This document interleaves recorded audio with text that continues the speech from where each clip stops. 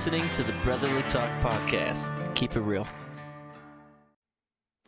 Hey, what's going on, all you beautiful people? I'm Roy with the Brotherly Talk podcast, and we got a different topic today. We're stepping away from all the army bullshit that we got, flooding our TikTok page, flooding our Spotify page. We're gonna hit something that not a lot of people get to experience just yet. I know that a lot of our audience is definitely in the younger zone, and I got a good friend here who was actually introduced to me from Jimbo and Dennis themselves. Like they worked with him before I even met him. I met him through gaming before I met him in person, and now we're working at the same place together.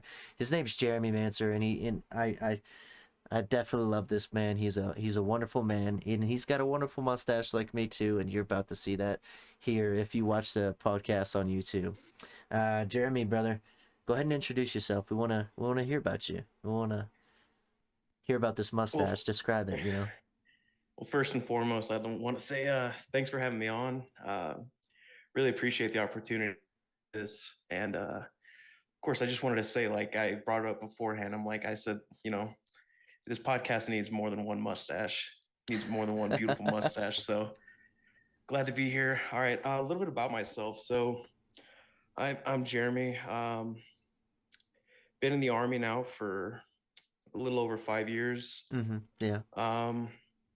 Been around a few different places: Fort Bragg, Korea, now Fort Carson.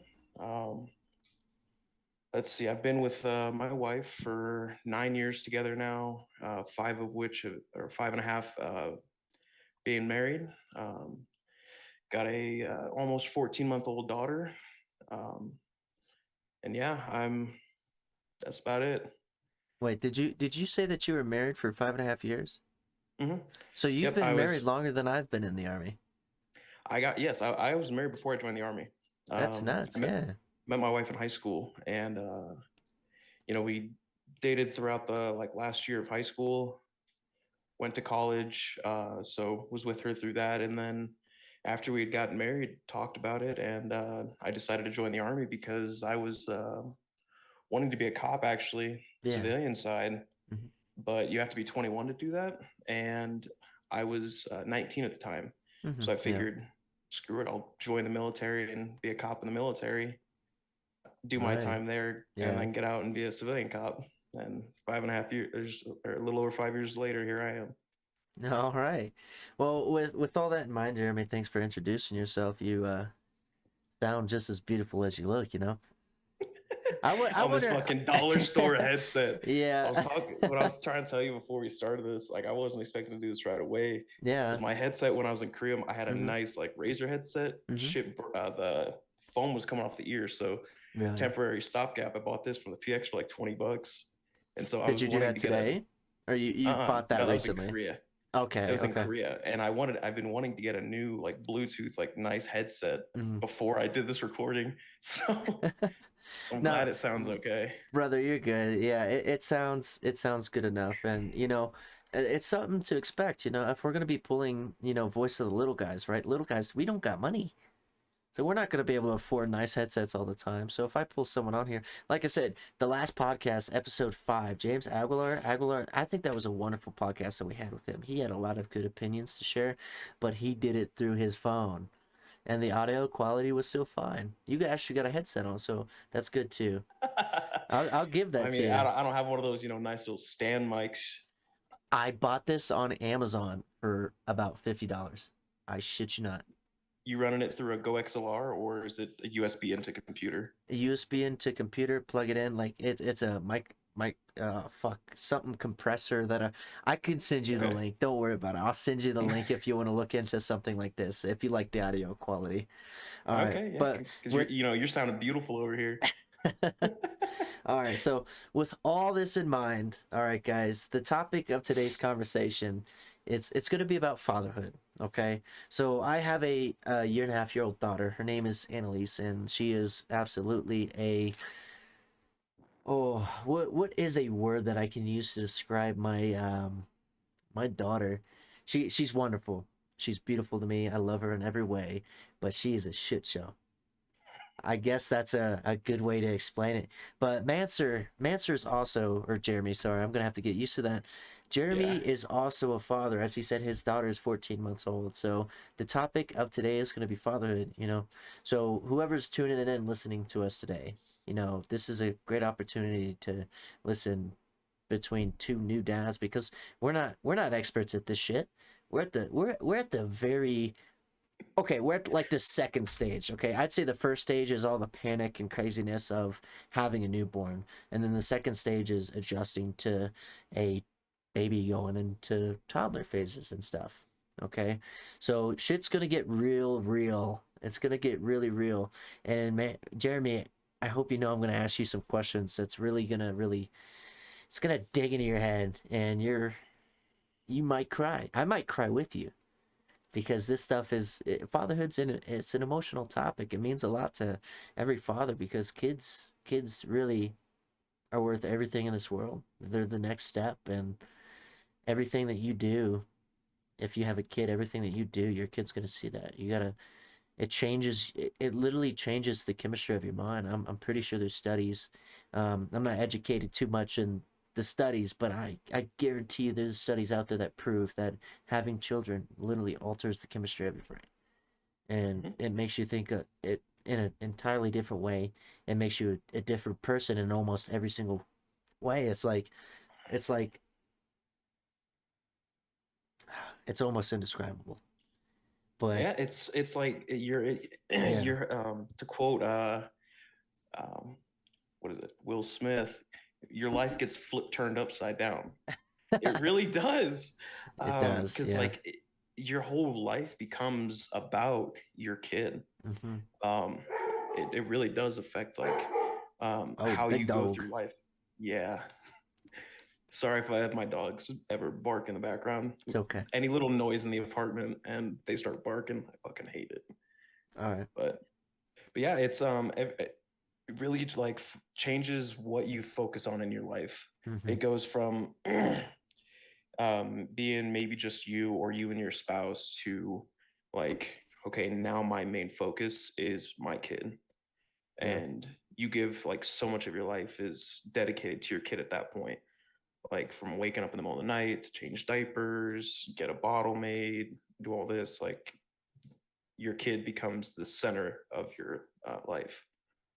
Quite literally. Well, Jeremy, are you ready for the first mind-bending question that I want to ask you? Go ahead and sling it my way. All right, this one it's really gonna make you think, man. Like I sat down because this was a topic when I heard it and it like just popped into my mind and I thought about you. I was like, out of most of the boys that I know and I hang out with and I'm close with, you're the only other one that shares similarities with me when it comes down to being a father and having a daughter at that, you know. Mm-hmm. And our daughters are close in age, and that's it's just something that we can relate on, you know. So the question that I want you to do your best to answer, okay, um what's something you believe that you won't be able to provide for your daughter? What's something that in the future or presently you see as a shortcoming that you might not be able to do? What's that fear that's like in your head that you won't be able to do?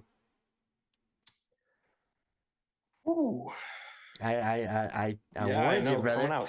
Coming out Yeah, strong. coming out strong, brother. I warned you it was gonna happen. I want to know what Hmm. makes you really scared about your daughter. You know. All right, and I already have an answer because I've actually thought about something like this before. Hmm. My biggest worry is in today's age with like the access to the internet, and I know us growing up, we kind of got it a little bit, Yeah. but not as much, is being able to impart my values and my principles onto my daughter. Yeah. Because with the access to the internet being so easy as it is, like I'm kind of worried that like um, obviously, you know, I want her to be her own individual person growing up and Yeah. not just a carbon copy of me or my wife. But, you know, I'd like to be able to like distill my values to my daughter. But her growing up, and especially once she gets closer to her teenage years with the easy availability of the internet, I'm worried that, just it might really skew the way she thinks and looks at the world. Mm-hmm. Because I Yeah. could definitely see that being an issue with kids growing up in the current generation right now. Yeah. Like, because I've seen some like pretty heinous stuff on the internet growing up. Like I remember old days of Reddit, like I accidentally coming across like beheading videos and stuff like that, just wild stuff on the internet. And so, Yeah. um, but it's even easier to access like crazy shit on the internet now. So that's kind of my biggest worry is just um, her growing up in with such easy access to just probably some unsavory stuff on the internet. Mm-hmm. Um, Plus, another thing too is it's a lot easier for predators to like um, get stuff from your kids, Yeah. Yeah. which I don't want to get into specifics, obviously, but Mm-hmm. like Yeah. unsavory stuff from your kids, just because it's easier for them to get into contact with kids these days because of the internet and the wide availability of like messaging platforms and like it's so easy like a for like a 15-year-old kid to get catfished by some 40-year-old into sending some unsavory pictures. Like Yeah. that's Yeah. it's a genuine fear that I worry about. Mm-hmm. And I, that's definitely something that I haven't put as much thought of to you, honestly. I didn't really think of the internet as a factor when I consider something that really worries me about my daughter. Um, a shortcoming that I would feel for myself. It does go along with the idea of what you were saying when it comes down to, what you value and stuff. You know, family's something that's really big for me, and I really want to be able to leave a lasting impression on my daughter, and I want her to believe in the same values that I do, because I want to prepare her for the world. I want to make her strong. Excuse me. And I would want that same thing with baby number two that's on the way. And I know I didn't mention that, but my wife's pregnant again, and I don't know what it is yet. Whatever it is, I hope it's a boy. But Real quick, you gonna like wait to find out, or are you guys gonna first ultrasound that you can that'll show? as soon as we know, because as soon as we know, I'm going to use the army to fucking snip my balls. If it's a boy, I'm snipping my balls. If it's a girl, I'm going to keep my balls there. I'm not going to neuter myself until I get a boy. I want a boy. I want someone to carry on my legacy, right? You want a boy A for the boy boys. for the. Yeah, but I want to make a lasting impression, and I want to raise her in this world to be someone who's strong-willed, have strong opinions, and not afraid to do things. I don't want her to come up and be a lot of parents want their children's to be kind of like sheltered, but I know it's a shitty thing to say, but in the world we live in today, I kind of want her to be trained to deal with the world and to tackle it head fucking strong. I I want in my eyes, the family that I'm creating and what I want them to do when they're older, right? I want them to be bigger than me, and I want their children of them to be even bigger than them. And whether that mean politically and power, I want them to be influential on the world. I want them to make an impact that just sets an incredible fucking example of what my family is. And I'm gonna do my best in the life that I'm living now to continue to climb that fucking ladder. So there's something for them to start on and then continue on. So I'm scared that my values will get changed because of, like you said, the internet. Like, it's so easily accessible, and there's so much stuff that can influence them and change their mind. Because I saw it when I was growing up, like you said. It probably didn't affect us as much because it's horrible now, and it wasn't as horrible back then. But that stuff made me. It changed my political views. It changed a lot of things about me. So I'd say one thing too is I don't know if you feel this, but from growing up, seeing some of the shit that I saw on the internet kind of desensitized me a little bit.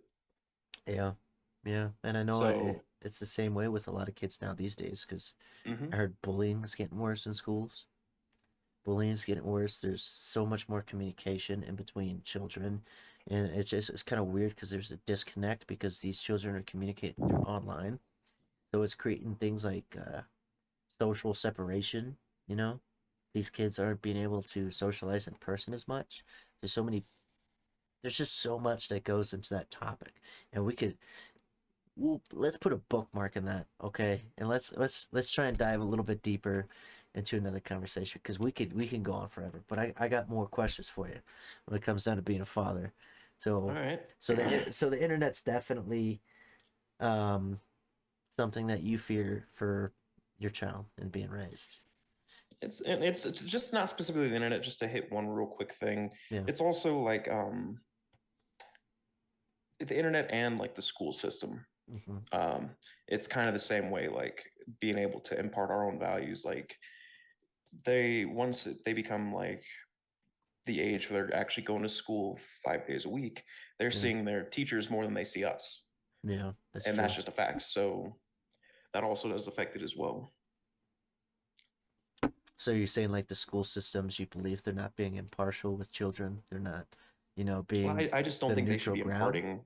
Yeah, I don't think they should be imparting like the teacher shouldn't be trying to impart their values onto the Hmm. kids. Hmm. And I know that they happened with me. Like when I went to college Yeah. and when I was like going through school, luckily I just was headstrong and uh, kept to what my dad taught me. So That's good. That's good.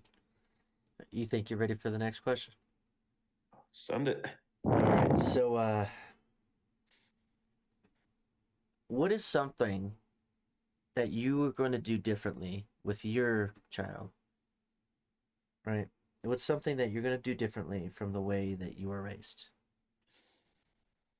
First and foremost, I already have an answer for this because Yeah. I was actually talking with my sister yesterday about this. Okay. Um, is the whoopings. The Um, whoopings. Are we yeah. talking with a stick or a hand, or a belt? Oh no, my parents' weapon of choice was the wooden spoon. Oh, Yeah, that did not feel good. You get yeah. some zing behind a wooden spoon. It's a big ass stick. It's a Uh-huh. sturdy stick with a fucking. Mm-hmm. It's like a little shovel, just smacking your ass with all the Yeah. force of So your parents' arms.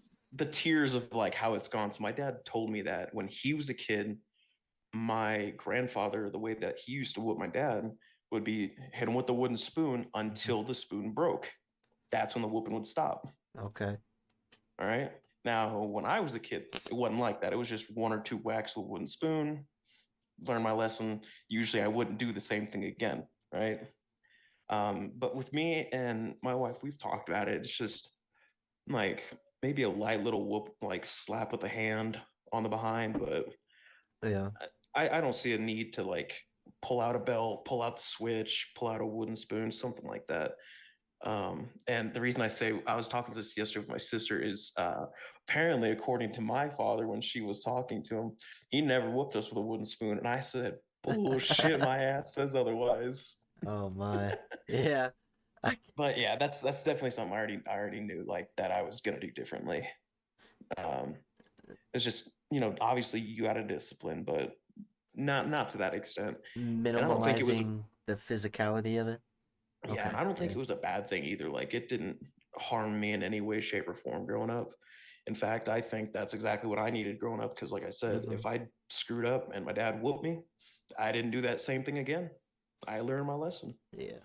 But I know it's not the way that same way for everybody. So, Yeah. just obviously first kid, seeing what works and, I kind of going with the flow and yeah, being a first time father, I guess. So the same feeling too, I guess. So, Yeah, it's a sensitive topic when you're speaking with the wife because the wife is always, correct me if I'm wrong, but the wife is always like, we can't lay a finger on her, right? And we're thinking mm-hmm. to ourselves, like, bro, I was in the a similar situation, okay? Like, my dad was fucking brutal when I was growing up. Like, I say one thing that pissed him off. Like, my ass is beat. Like, I gotta run out the fucking house and hide until he cools down. Let him go make another goddamn screwdriver in the garage, and then I could come back inside once he forgets about it or calms down, you know? Like, my dad would fucking, like, I had a mouth on me, though. I did. I had such a nasty mouth. Like, I didn't know what, like, I was a boy, okay? and I would say shit. I'd be like, "You're a fucking pussy. Fuck you." You know, like he'd piss me off, and I would fucking let him have it. And then he would show me my place. He'd pin me up against the wall, smack the fuck out of my face, and I'd be like, "Oh, you're bitch." You know, I'd fucking whine. But I needed that as a kid growing up. You know, I think that really built character to who I am Mhm. today, because it showed me that there's people bigger than me. My dad, he's the man of the fucking house. I was just a scrawny little boy. But there's lessons behind every beating sometimes. And sometimes the beatings are abuse, maybe, or too much. But it's beside the point that there's lessons behind those beatings sometimes. And it And does also, build character. did it toughen you up as well? Oh Because I my know it god, did for yeah. me. I don't know if I'd be able Like, to make it through the Army OSET program if I hadn't been beat. Like, cause at I least when was we went through. I was a sturdy soldier, growing up, coming through OSET. I was one of those soldiers, that trainees that people would come up to and they'd talk to, and they'd be like, "How are you so like content?" It's like, well, because fucking, I'd look at the drill sergeant like my dad, keep my mouth shut, take the fucking yelling. If a beating comes, then fucking take it and then move on and try and do better, because I don't want to get beat again. I've had situations where it was like that, even though, granted, my drill sergeant at the time, oh, I'll fucking name him again. I think I named him in episode 2, maybe. Drill Sergeant Richardson was a fucking demon. But, Hold on. What basic training company did you go to? Bravo Bra- 787? Bravo 787. Richardson was my drill sergeant. You know Richardson? Oh Richardson my was my drill God. sergeant. He's Bro, he was a fucking beast. terrifying, isn't He he? was a He beast. fucking called me princess, Oh, that bastard now. oh my god, dude. I haven't seen him since, but no, dude, he left a lasting impact. He But hated me, dude. He hated me. And the moment I hit his radar, right, was yep. because there's this really cute girl that I enjoy talking to in basic training, right? Of course, I'm horny. I'm not fucking anything. It's OSUT, dog, right? I'm You not got gonna those name her. basic training goggles. Yeah, my basic boo, my battle boo, Yeah. And we were going to Chow, and I was like, oh, I want to talk to her on the way back from Chow. Let's do this. I put dryer sheets in my watch, and he found it. And he was like, who are you trying to be pretty for? And in front of the entire company, he was like, if one person can say, who the fuck, Aubrey, this princess is trying to be pretty for, I'll kick his ass out. And I was scared. I was like, this is it. This is it for me. I'm gone. But not a single fucking person ratted me. Good. Not a single That person in the that's entire company ratted me out of who I liked, and they knew it. They knew it because this girl was the prettiest, and oh, to me, prettiest in all the fucking basic training stuff. But enough of that. I yeah. didn't know that. We'll have to hit that Well, topic too. yeah, we'll talk about Bravo that later. 787 drill sergeant fucking Justin Richardson. You little. Mm. Ah. Bullfrogs for never. All right, so we hit the topic of what's something you'll do differently from the way you were raised as a kid, and Mhm. you said you'd reduce the physicality of discipline, Yep. in which I could totally understand it because I want to think that same way, but I do want to throw out there another thing, right? When it comes down to physical discipline with your children, now it's a lot more stricter today in law enforcement because one smack on the ass could end you up in fucking child protective services, which I think is absolute bullshit. I don't think they should be involved in family matters What when it comes down to stuff like that. But I agree. And the shitty circumstances, thing is, uh, um, they're as so soon as iffy. a CPS case gets open against you, it's Mm-hmm. never closed. Uh-huh. You will always have that case against you. And so that's that. Yeah, that definitely does like kind of scare me a little bit. And like, that's another reason why I don't want to be as physical with the discipline is because Yeah. I don't want to run the risk of somehow, like, even if it's just a light spanking on a bottom, somehow, if my daughter says the wrong thing to the wrong person, like, oh, my dad beats me. Like, I gave her one spanking on the bottom and she says, my dad beats me. Well, now I've got a CPS case against me and that's never going away. So Yeah. I'd rather not risk it because CPS is basically this all powerful government entity that can do whatever they want. Mm-hmm. Dude, I hear you. That's something that terrifies me because I completely believe in physical punishment. Like it built the character that I am today, and I think that it has its benefits in certain situations. I'm not saying that everything that my fucking daughter does wrong, I'm gonna fucking take a damn axe and beat her ass with it. I'm saying that like if she fucks up bad enough to the point where she needs something to remember, I'm going to beat her ass and like let her know like this pain is a result of you doing something that's stupid like this. And every time you think about doing something shitty as what you just did, you're gonna remember this pain and think about if it's worth it or not. And that's the point of physical discipline, right? Another thing too, but like the way boys think compared to the way girls think, I feel like physical punishment definitely is probably a better suited towards like Boys, boys, because boys, like I hear it, you. it'll probably like set in better and be a better response, something that they will Mm-hmm. understand immediately as compared to like a girl. So Yeah, that's another reason why I'm not going to be like very physical with my daughter I when it hear comes to you. Yeah. punishments. I definitely I agree with that. Boys can take a fucking beating. And nothing against girls, okay? Because that's gonna be like something controversial. Like, oh, so if girls can't take a beating. No, y'all can handle yourselves. I'm just gonna leave it at that, okay? Um, here's something on a positive note. Okay, so I hit you with something very emotional in the beginning, and I hit you with something that really thinks about your parents. Okay, and I mean, that question could kind of discredit the parents in a way. Depends on what you say. But the next question is still going to revolve around the parents. All right.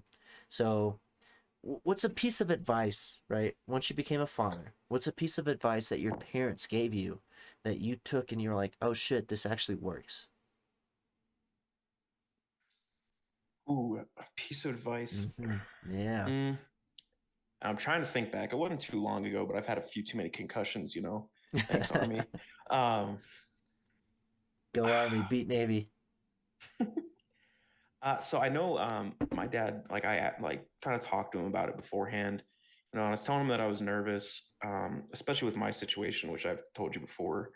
And for the people listening, I was in Korea when my daughter was born, Mm-hmm. and so I was able to come home on paternal leave for a month, but then I had to go back to Korea for another 8 months. So I missed out on a lot, um, which does suck. But I'm making up for that time now. Yeah. Um, but at the time, like I was talking to my dad, I was like real nervous. I'm like, um, just about being a first time father, especially with having a daughter. And one thing that he told me was that he said you're just gonna just roll with the punches.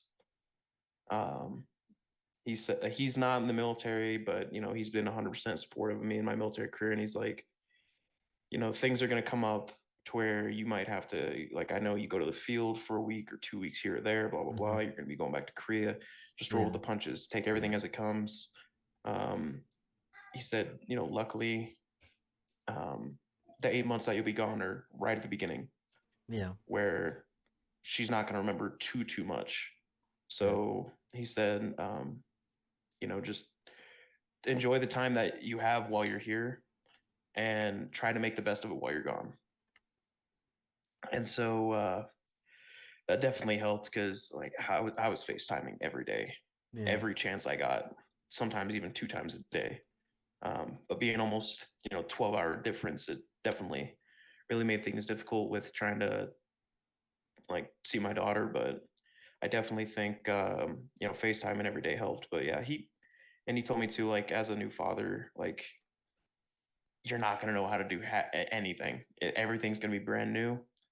Um, so that's why he said, yeah, just roll the punches and just you'll learn as you go. And he said, I'm always here if you have questions. So definitely helped having a good relationship with my parents, and hell, I even have a really good relationship with my in-laws. And my when I was in Korea, my wife was staying with her parents, and my parents lived a mile down the road. So I wasn't worried at all about being away because had such a good family structure around my wife to help her not just basically be a single mom for 8 months.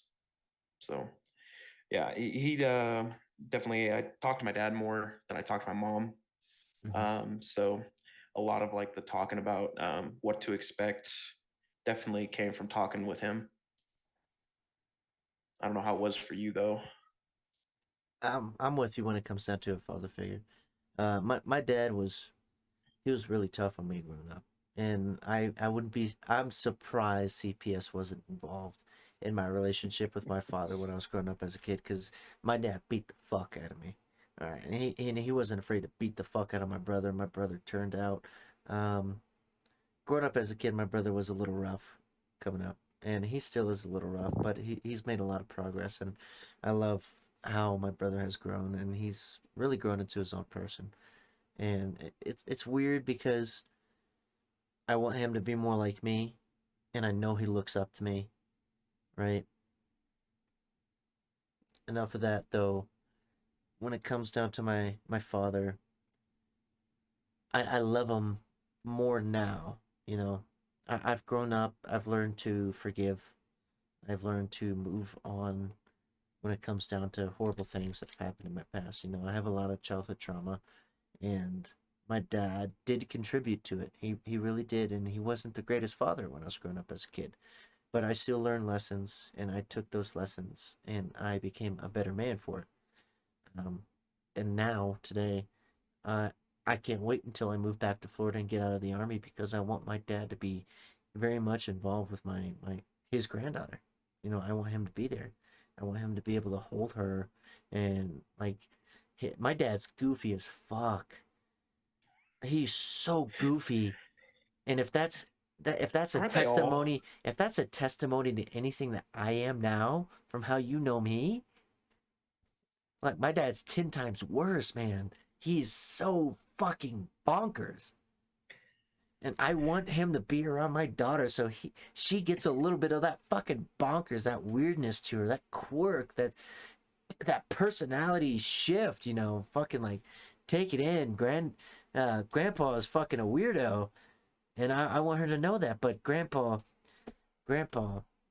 has learned a lot. You know, he saw the way I came up. He saw what I did to get out of the situation that I was in. And like, he did. Like, when I enlisted in the army, I graduated OSA and I did great things, and he took that and he changed. My dad really did change, and I respect him for it. And it's very admirable. He became a different man. Like, he knows better how to shut up and listen. You know, he was never a listen kind of person, and listen to learn. It took him 18 years of me growing up through a lot of pain, and then me enlisting into the army and realizing how much he misses his sons, to grow up in his own way. And I respect him a lot for it. All right. So when it comes down to that, right? What advice did your parents give you that you took, right? Take the punches and roll with it. All Mhm. right. So keeping that in mind, is that the advice that you would give to somebody who's becoming a new father? Is that the same Something very, advice? yeah, something very similar, which is just kind of you're gonna have to wing it as you go. Mm-hmm. Um, because no amount of watching videos, reading books, asking other parents, like no amount will prepare you for everything that you come across as a new parent, especially with your first kid. And that's why, you hear it all the time, and I know it's 100% true, and it's probably gonna be the same way for you. Like everything's going to be so lax and probably easy when you have your second kid, because you Mm-hmm. kind of know what to expect for the most part. You know what to do. Yeah. But for the Yeah. first time, it's like walking into an apartment building that's on fire. You have no clue what the hell is going on. You're just like making shit up as you go, basically. So yeah, I would give some similar advice to a new parent. Just be like, you just be ready to just be ready for the unexpected, and the fact that you're gonna have to make shit up as you go. It really is like that. So what you're saying, all right, hear me out, is that you can prepare the best you can and expect anything you can, but whatever you learn and prepare and expect for, it doesn't mean a goddamn thing, because the unexpected is going to happen and it's going to throw you the fuck off. You could go to all the parenting classes you want, learn how to change diapers. Mm-hmm. You could, watch videos on like, okay, here's how I do this and this and this. Something is going to come up that you are not prepared for. Mm-hmm. that you cannot prepare for every situation that arises as a new parent. Mm-hmm. And Yeah. so, I mean, even, and I will say this, even with your second kid, things will happen that didn't happen with your first, Mm-hmm. that you don't know what to do, and you're still going to be making shit up on the fly. Yep. Or like once it happens, you're going to be calling your parents like, hey, did this shit ever happen with me? Like, what do I do? uh-huh. Like, you're going to have no fucking clue. And so, yeah, it's no matter, like, obviously prepare. If you go to the new parent classes, read these books on, being a parent, ask people like, hey, like, what should I prepare for, stuff like that. It's good to be prepared so that certain situations you kind of have a handle for before they happen, but don't expect it to be easy. If it's easy, great. That's a bonus. Set your bar low. Set the expectations low. That way, like, I mean, that's what I did. I set the bar low, and thank the Lord, our Yeah. daughter is fairly easygoing. Yeah. Yeah. So, yeah, that's what I'd say. Just be ready for the unexpected and to not know shit. We've hit some great topics, man. We've hit some really good stuff. We've gotten pretty real, and we've proven that these simple, I wouldn't say simple. These questions aren't really simple. These topics that we're attempting to discuss. I have to mute my phone now because someone's messaging me. But these topics that we're discussing, they can branch off into so many other things. And this is just, it's not even the tip of the iceberg because fatherhood is more than just the iceberg. It's the whole fucking Arctic. You know, there's just so much that involves it, and every child's different. Everything is different when it comes down to pregnancy and the way people are raised. Just everything about a kid is different from who's raising who. Nothing, things can be the same, but they're not. There's always these slightest differences that make everybody individuals and who they are. And, you know, that's just how life goes. All right. So you answered the question with something that you believe you won't be able to provide, a shortcoming, right? You answered that question. You told me something that you're gonna do differently from the way that you were raised, and then you gave some advice to new parents. You also gave me, you also told me about advice that your parents gave you that worked out perfectly. So we're coming up on the ending towards our questions that I got for you, but these are just gonna keep getting better. You know. You think you're ready for the next one? I'm always ready. All right. So, what would what would you give to your child that you were never given as a child? Hmm. Gotcha, bitch. Uh, Now, this is no fault of my parents. Yeah. It's just we lived the area we lived in, Mm-hmm. and how much my parents made it, wasn't completely feasible. So this isn't a dog on my parents at all. Mm-hmm. Um, one thing that I would have liked to have done growing up is playing in like select sports. Mm-hmm. Because I always just played for the free, like small town sports teams that would play the other towns around us up until I got into high school and then played for high school. Yeah. Growing up, I would have loved to have had the opportunity to play for like more select, like play for select teams, um, to be able to,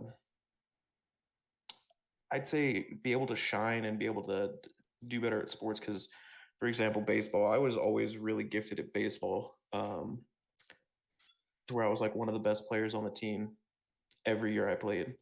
And small town, didn't have a whole lot of talent. We just never won a Mm-hmm. whole lot. And so I would have Yeah. loved to have been able to like actually play for a team where it's like I know what it's like to win championships every year. Again, not on my parents. And so and the ability to play like whatever sport I wanted to. Mm-hmm. Um I grew up mostly in Texas, and before that I was living in Ohio. And I always tell people, because I growing up in Texas, I played baseball and football because that's what everybody plays. Mm-hmm. Had I stayed in Ohio, I would have played hockey. Mm-hmm. My love for that sport is that is my favorite sport. However, the nearest rink was 35, 40 minutes away. Mm-hmm. The nearest team was a select team, same 35, 40 minutes away. Had I lived over by that area and went to a specific high school, I could have played for that school's hockey team. They actually had one. So Mhm. it's just, the opportunity to be able to play whatever sport I wanted to. So that's one thing that I'd love to be able to afford, the opportunity to my daughter is whether it be sports, arts, music, whatever it is, be able to afford her whatever, do whatever she wants to do, and be able to provide and give her every opportunity to do anything. Like if she plays sports, let her be able to play select sports. She does music, being able to, provide her with lessons and whatnot. Um, but just being able, I want to make sure that I am at a point where I can provide for my daughter for her to explore and do what she has an interest in. Yeah. And I'm not going to make the trap of, trying to live through my kids. Um, to an extent, That is literally my next question. Do you want to continue or do you want to hear the question? so I'll continue a little bit. Okay. To an extent, so for me, like I said, hockey is my favorite sport. Hmm. As soon as my daughter is walking perfectly fine and has her feet under her, Hmm. she's going to be in skates. Oh yeah. She will be taking skating lessons. Whether if she keeps with that and turns it into figure skating, Yeah. okay. If she turns it into ice hockey, no complaints from me. So I will kind of push, what sports I like on her. But if she turns out not to like hockey or like skating, I'm not gonna force her. Yeah. Yeah. But it's just like the idea that, like, I want to see her succeed. And you talked about it earlier with wanting to make your daughter like tough. Yeah. Um, what better sport to teach your kid to be tough than fucking hockey? One of the most physical sports that you could play. So that's kind of one of the Yeah. reasons why I want to do Yeah. that, is because like that'll definitely make her a tough kid. So I can agree with that. I know that hockey is not a sport that really pops into as many American minds, so to speak. I want to say that mm, pertains kind of more depends to on where you live. colder environments. Like I Would said, I when I be when I more lived in correct? Ohio, yeah, because Colder when I lived in environments. Ohio, it was everybody talked about hockey. Everybody Really? played hockey. Okay. When the river behind our house froze, we would put on our skates and go skate on the river. Yeah. So it's just something you do. Everybody does it. So you grew up in Florida. I grew up the rest of my life in Texas. Hmm. Hockey's just not as big of a thing in the South. It is, Yeah. like, there's big, people support it. Obviously, like, like growing up in Texas, there's the Dallas Stars, and people who are there and love hockey love hockey. But it's just, it really does depend on where you grew up. Yeah. I can get that. I've only got the experiences I got because I've only ever been to Florida. From Florida, I traveled to Missouri, and I didn't really get to experience Missouri because I was in OSUT. And then Hmm. from Missouri, I got stationed at Fort Carson. I've been at Carson the entire time, which is unique, especially for a first contractor to spend his entire 5-year contract at one duty station. It's Yes. fortunate and unique for me. Um, I've also been to Texas. I've been to El Paso. I've been to um, San Antonio, and I've been to Houston, and I've driven through almost every small town on each trip that I went down to those places. Right. I even have experience where I'm pretty sure people are trying to fucking human traffic me at the tip of Texas. I'll get in that maybe another podcast later on down the road. Um, but the topic, right? You literally we're about to get into the last question that I had for you, man. Was how do you feel about parents recreating or living their desired life through their kids? And one of the biggest topics that can cover that question would be through like sports, right? So a lot of parents they they push their kids into sports and they're really fucking hard on their children if they like it or they don't like it.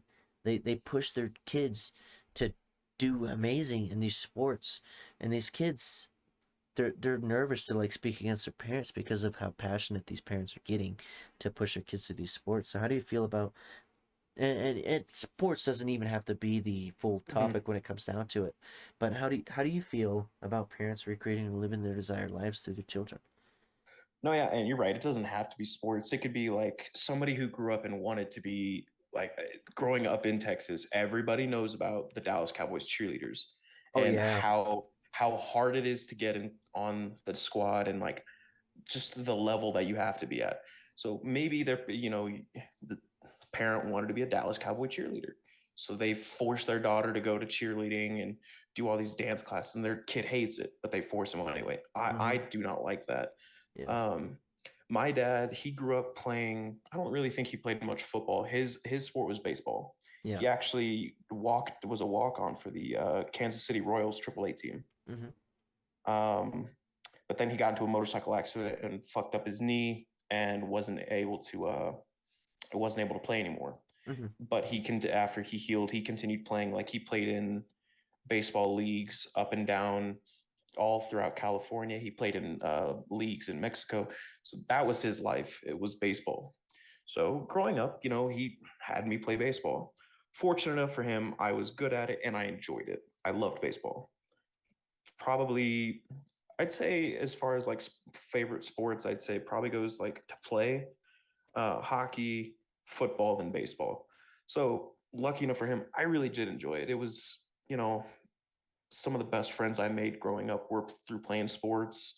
Yeah. Um, all the other parents were coaches in either football or baseball, and so like my dad was a coach in football and baseball, and it was like every weekend, everybody that I played sports with, we were getting together, and our parents were getting drunk as shit, and we're doing whatever we're doing. So Yeah.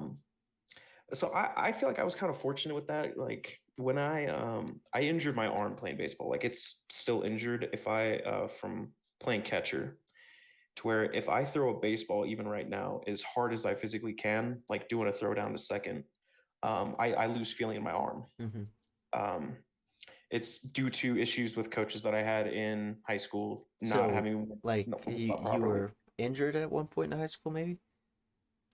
So the injury, so what it started with was my freshman and sophomore year, my coach, who was the catching coach, Yeah. um, he would have me do throwdowns to second without warming up. Okay. And Okay. doing a throwdown, you're fucking slinging that ball as hard as you can because you want to throw out a stealing runner. Yeah. Yeah. And so my junior year, like it was getting bad, and it was to the point that like anytime that I would do a throwdown, I would lose feeling in my arm and get a pins and needles feeling in my fingertips. Yeah. Never stopped playing. I would just, play through the pain because I'd get Mm-hmm. feeling back in my arm a couple minutes later. Yeah. Um, However, I decided my senior year, I'm not going to play anymore because I'm like, if I keep this up, um, I'm going to do something and end up needing surgery. Yeah. So I told my dad, I was like, hey, I don't want to play baseball anymore. Mm-hmm. I told him, like, I hurt my arm. Mm-hmm. I just don't want to play anymore. 100% supportive. He could have been like, no, you're good. You need to, and try to live his life through me and be like, no, you need to play because I want to see you go play, major league ball someday, since he never, officially made it to play in the majors. And Yeah. so, he could have done that, but he didn't. And so I feel like I was fortunate enough growing up like that. But I know it's not the same for everybody. Mm-hmm. And there are parents that basically are like, I missed out on an opportunity when I was growing up. I'm going to live my life through my kids and force them to do something that I wanted to do. Mm-hmm. And you see it a lot with like Olympic parents. Yeah. Yeah. Like it seems like they're more passionate about it than their kids are Mm-hmm. growing up. Yeah. And and I feel like a lot of it is those are the kind of parents where it's like you lived through your kid because you didn't because couldn't do it you couldn't do it, you couldn't make it. Yeah. And I don't know, I think that's a real shitty thing to do to your kids. um I don't I know, how do you feel about it? I no, dude. I 100%. I definitely agree with you. Um, it's a real sensitive topic if you really think about it, because when you have kids, the idea of kids in itself is, raising a kid in your image. Hmm. When you first have the kid, your first thought is like, oh my God, how am I gonna raise them? And that idea in itself is literally your image in your own brain. You know, you raise them as far as it takes for them to gain their own independent brain. And I think the really tricky part about raising a kid, right, is when you're raising a child, okay? You can only get so far on your own image, and then there's a point when your kid breaks off from your image, and they start thinking independently, and they go their own direction, and it's really it.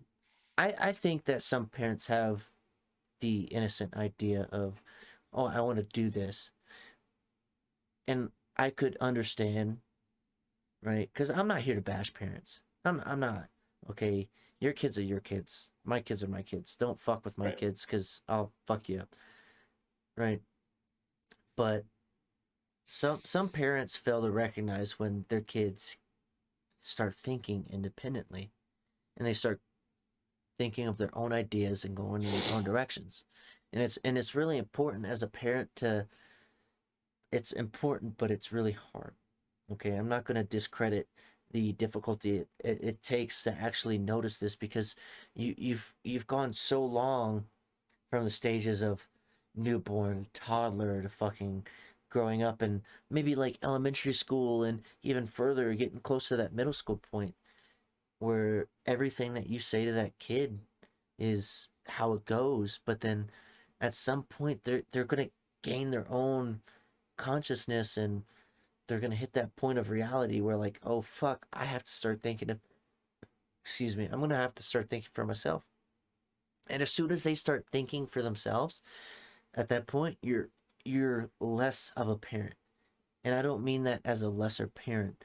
I mean that, like, you have to start being less of a parent and more of like a counselor. You have to start Mhm. guiding them. You have to start being like, hey, why do you want to do this? Okay, that's a good reason. How are you going to do it? Instead of, why do you want to do this?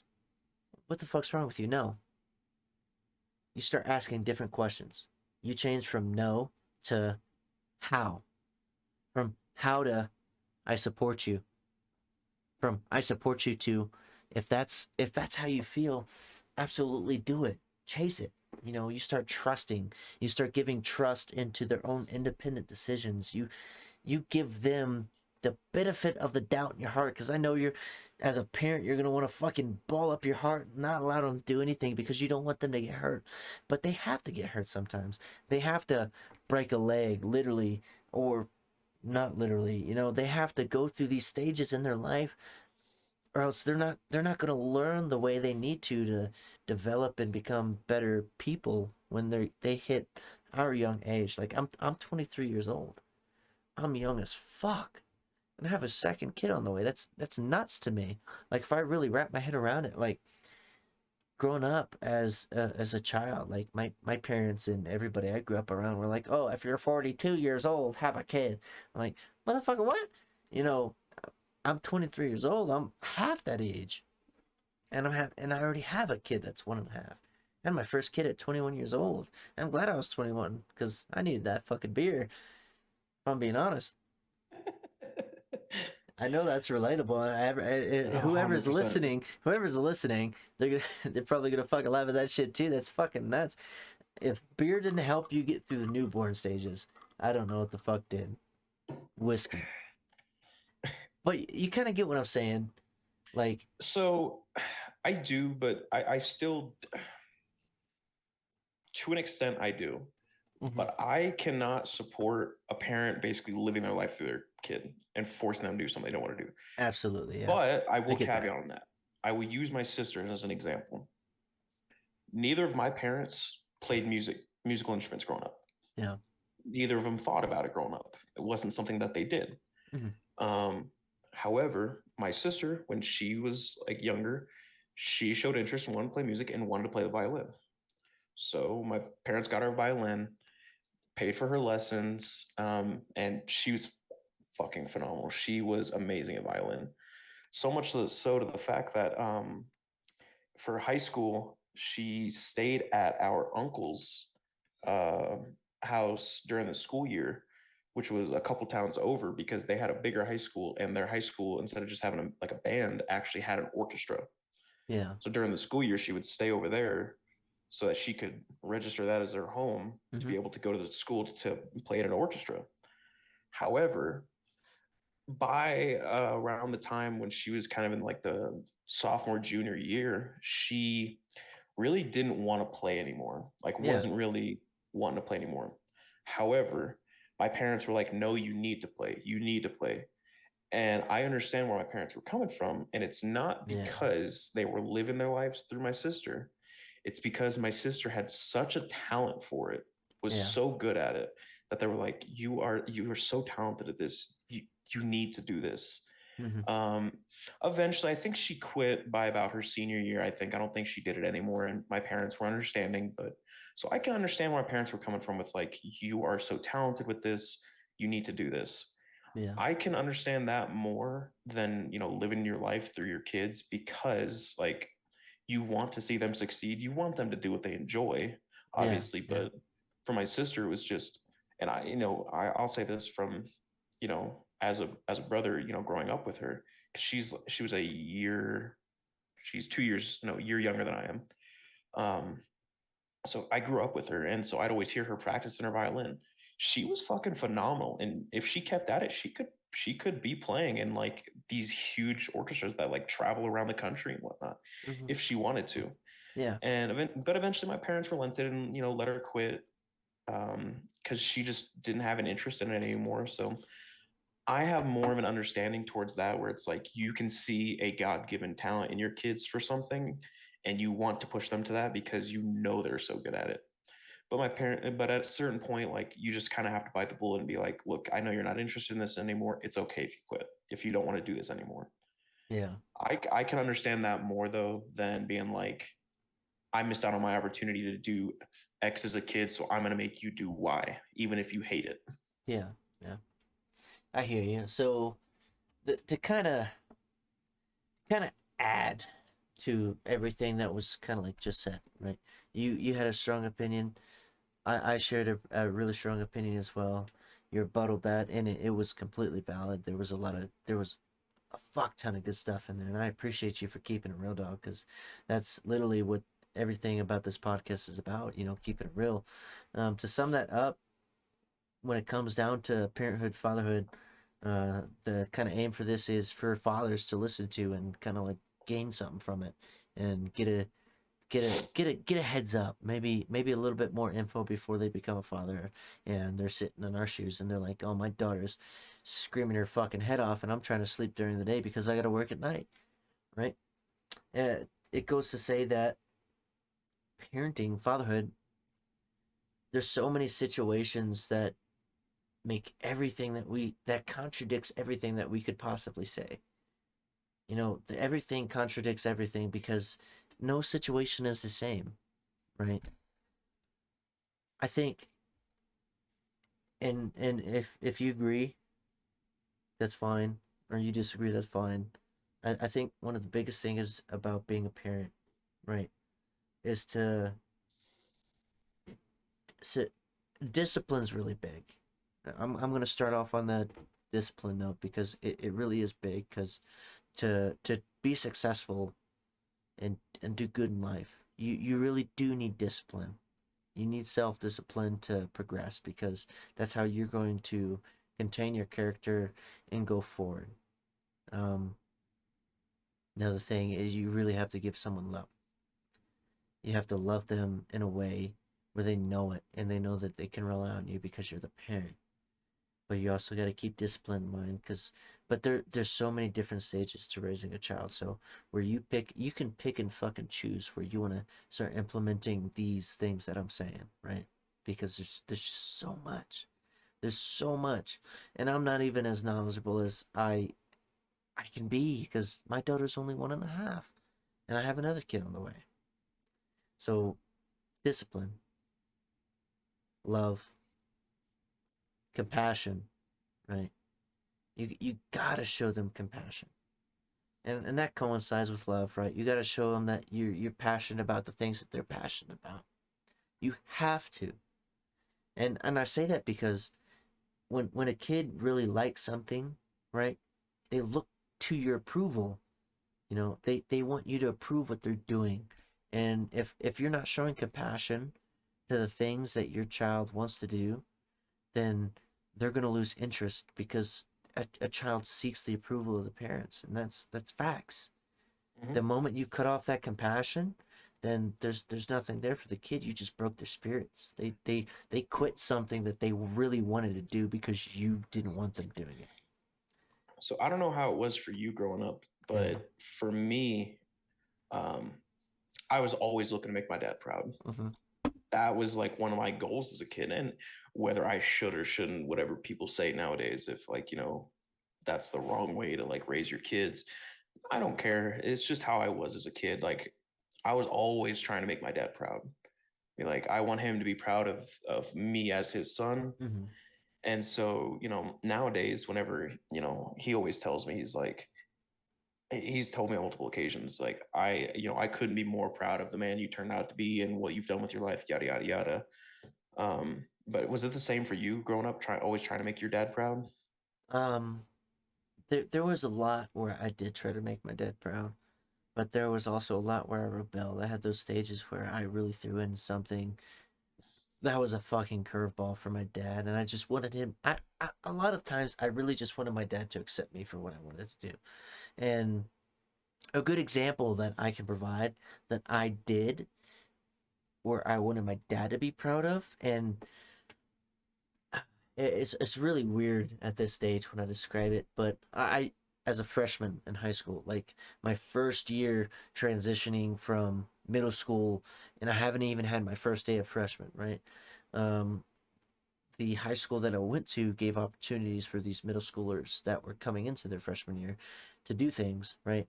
Color guard, you know what color guard is? A little girl, usually it's a girl dancing, twirling a flag, right? And granted, it's for anybody who wants to do it. You do whatever the fuck you want, right? I don't give a shit. But I did that. My dad's so old school. I went to the little summer band camp as a freshman, okay? And I didn't do it because I wanted to do it. I did it because I thought my dad wouldn't like me doing it and I wanted to do good at something. I wanted to do good at something that he didn't like me doing so I can make him proud. Be like, oh wow, he's really good at this. And I was trash. I couldn't dance. I wasn't flexible. Nothing. I'm just I gonna feel that be on an I'm just gonna emotional be level. flat out. I'm just gonna be flat out honest. I joined color guard. I did I think like 2.5 weeks, and another big reason I went to color guard is because my high school crush, Lizzie. I'll just leave it at her name, Lizzie. She was fine as hell, and she was my middle school, my high school crush. She was always there, and I definitely did color guard for Lizzie as well. But it was also a thing to do with my dad, right? Um, and that's just an example of what I did. My dad didn't like it at all, but he tried. I'll throw a little bit of salt on the wound and give him the benefit of the doubt that he tried because he did try, but I knew he didn't like it. He's a little homophobic. He's got a lot of old school values and old views on the world because that's just the way he fucking small town Kentucky. He grew up in Elizabethtown, Kentucky. You look up Elizabethtown on the map, the population's probably 3 people.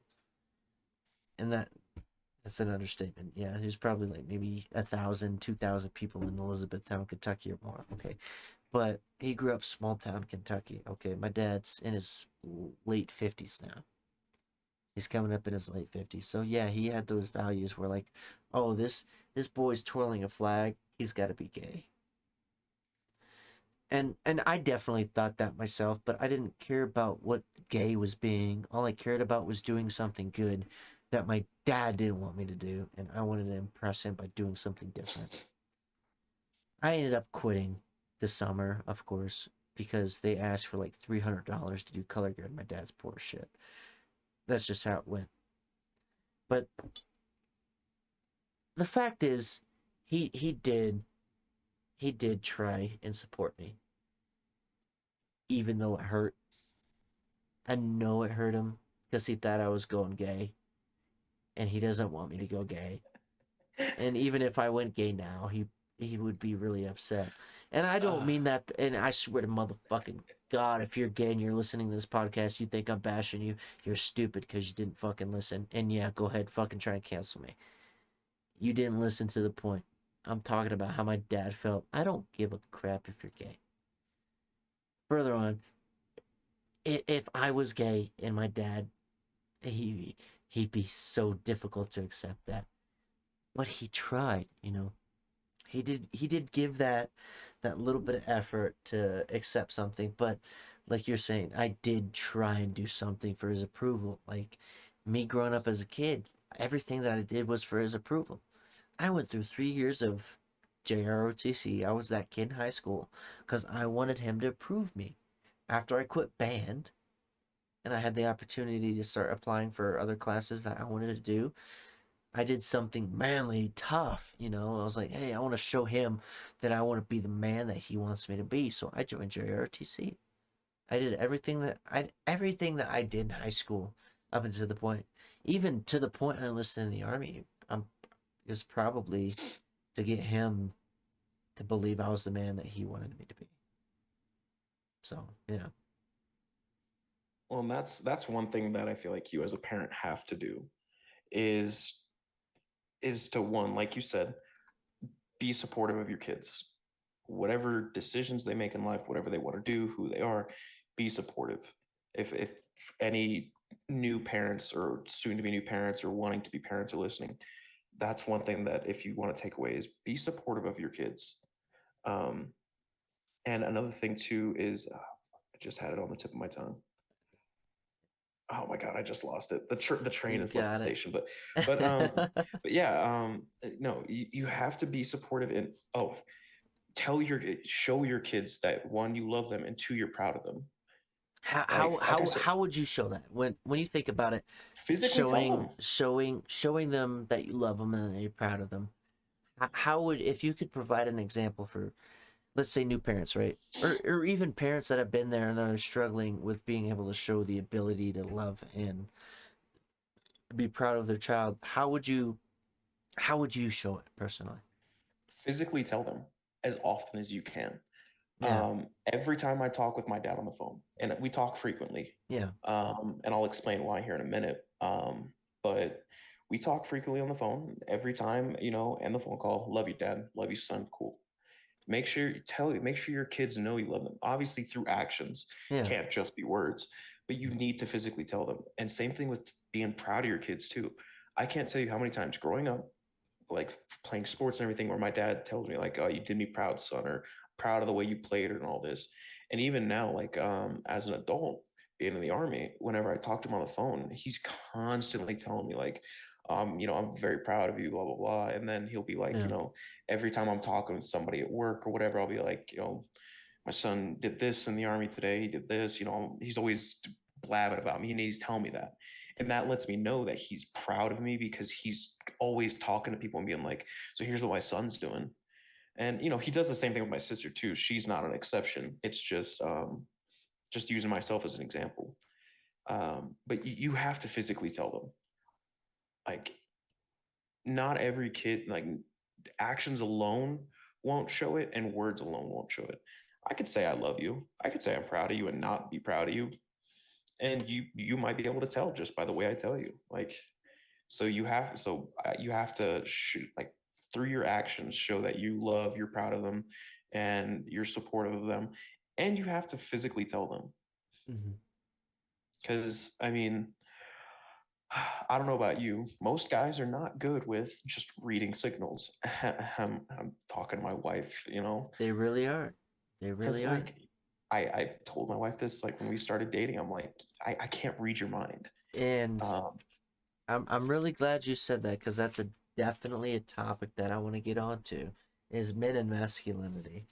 And little foreshadowing for the future, that's going to be an episode now, men and masculinity. So I'll go ahead um, and write that down on my little notepad for the future because that's what to expect. Sorry for interrupting you. Go ahead, oh, bud. you're good. Um, but another piece of advice I can give you, and this is the reason why I talk to my dad pretty often, is find something that you and your kid have in common, or make something that you and your kid have in common, and embrace it. hmm So me, as an example, I told you already, hockey is my favorite sport. Yeah. Hockey is also the only sport where my dad and I have the same favorite team. Um, his favorite teams are all over the map because of, you know, how he grew up. Like he's a Seahawks fan because I can't remember the name of the quarterback, but when he was growing up, there was a left-handed quarterback for the Seahawks, and he loved left-handed quarterbacks. He thought it was the coolest thing to see somebody throw with an offhand. Mm-hmm. Okay. So, and his favorite teams are from everywhere. Same thing with mine. The only one that we have in common are the Pittsburgh Penguins Yeah. NHL team. So like I pay for at the time it was the NHL network, but now it's just the ESPN Plus. And every time there's a game on that's available to watch, we both watch the game. And you know, if somebody scores or whatever, we're calling each other like, "Oh my God, did you see that?" Blah blah blah. Like we're, you know, Yeah. maintaining that bond as a parent-child relationship, even into our adulthood by talking about something we each love and have in common. And you know, I'll talk about other sports, like, you know, we'll talk about baseball, we'll talk about football, but you know, we don't have the same favorite team, so it's not as strong of a bond. It's not quite the same. But when we're talking about Yeah. hockey, you know, if we have a bad game, I'm calling him like, is it time to burn our jerseys? You know, like, because he did that with a few of his college football jerseys. So like I'll call him just to mess with him, be like, hey, is it time to burn our jerseys on the driveway? And so you Yeah. know, it's, you find something that you and your kid have in common and help use that to help you maintain that strong bond.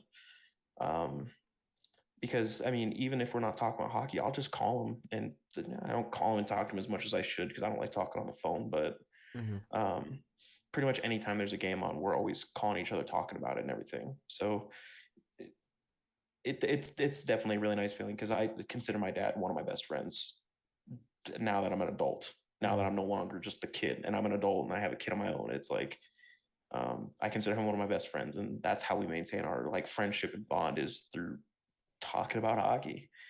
Um, Yeah. and I'm gonna try to do the same with my daughter when she gets older. I'm gonna, you know, find something that I have as much of an interest in that she does, and if I don't, I will make myself have an interest.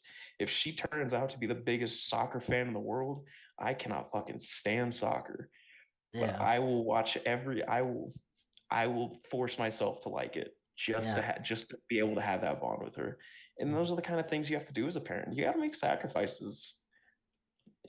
You got to do it because it's for your kids. It's worthwhile.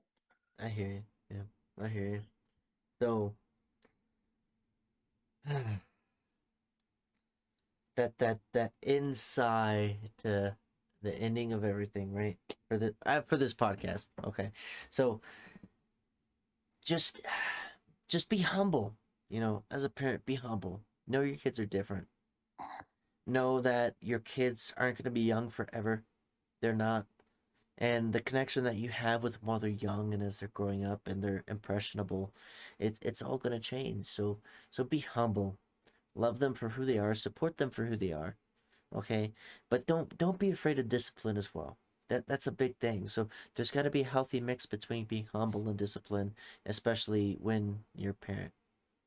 And on that note, I want to thank you for being here with me, Jeremy. Everything that you said was absolutely wonderful, and there's so much more that could be said. Oh And my I'm definitely considering having a part two to this conversation. And whoever's listening, if you want to have a part two to this conversation, just say something. Jeremy, we got less than a minute left. You got like maybe 10 seconds. I like having guests close out. So what do you got to say for everybody? One, make sure to follow Brotherly Talk on all social medias, you know, TikTok. If y'all got YouTube, on Spotify, follow them on everything. These guys are awesome. I love them all. Some of the best friends that I've ever had. And don't forget to follow me on Twitch whenever I do stream, which I don't anymore, just kidding. So I'm not even going to worry about plugging my Twitch. But no, I'm glad to be here. And yeah. Hey guys, it's Roy, Dennis, and Jimbo from the Brotherly Talk podcast. We just wanted to say thank you for tuning into the podcast today. Your support means everything to us, and we're super appreciative of it. If you want to see more content like this, make sure you interact in any way you can. We're on many platforms under the same name of Brotherly Talk. The whole idea of this was to give a voice to the little guys, everyday normal folk who don't have a platform to speak on. We'll be your platform. As always, keep it real.